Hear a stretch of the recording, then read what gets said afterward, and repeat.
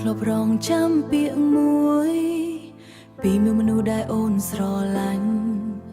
តែពេលពាក្យនោះមកដល់បេះដូងអូនមិននៅកន្លែងដើមទៀតឡើយថ្ងៃដែលអូនស្គាល់បងពីភពលោកអូនពោពេញដោយពន្លឺគ្រាន់តែបាននៅក្បែរក៏គ្រប់គ្រាន់ឲ្យអូនញញឹមអូនលាក់ក្តីស្រឡាញ់ក្រំពាក្យថាមិនល្អព្រួងខ្លាចបាត់បង់ទៅបើបងដឹងការពិតក្នុងចិត្តអូនរយប់ដែលបងឈឺចាប់អូនជាមនុស្សស្ដាប់បងយំតែពេលអូនឈឺវិញគឺមានតែខ្លួនឯងអោបបេះដូងអូនធ្លាប់សង្ឃឹមថាថ្ងៃណាមួយបងនឹងឃើញថាមានមនុស្សម្នាក់ស្រឡាញ់បងលើអ្នកណាទាំងអស់តែបងស្រឡាញ់នៅថ្ងៃដែលអូនអស់ចិត្តនៅថ្ងៃដែលទឹកភ្នែកអូនស្ងួនពីការរងចាំបេះដូងដែលធ្លាប់បើកឲ្យបងឥឡូវបិទទ្វារយឺតដោយភាពអស់សង្ឃឹម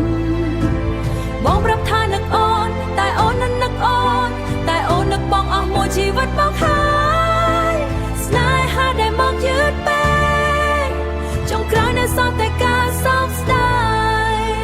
អូនព្យាយាមដើរចេញពីការចងចាំដែលធ្វើឲ្យឈឺរៀនរស់ដោយគ្មានបងទូបេះដូងនៅតែនឹកហើយថ្ងៃដែលអូនស្ងប់ចិត្តហើយថ្ងៃដែលអូនស្ងប់ចិត្តបងបែរជាមកកាន់ដៃអូ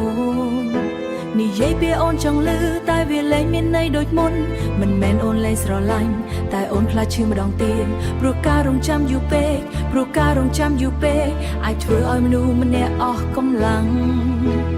បើបងប្រាប់ពីមុនប្រហែលយើងមិនបែកគ្នាតែស្នេហ៍ដើម្បីឲ្យនឹកមិនមែនដើម្បីកាន់កាប់តែបងស្រឡាញ់នៅថ្ងៃដែលអូនអស់ចិត្ត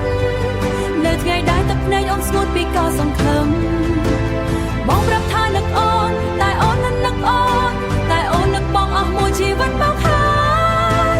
ស្នេហាដែលមកយឺតពេកចុងក្រោយនៅសល់តែការសោកស្ដាយអូនមិនខឹងបងទេដែលមើលមិនឃើញស្នេហា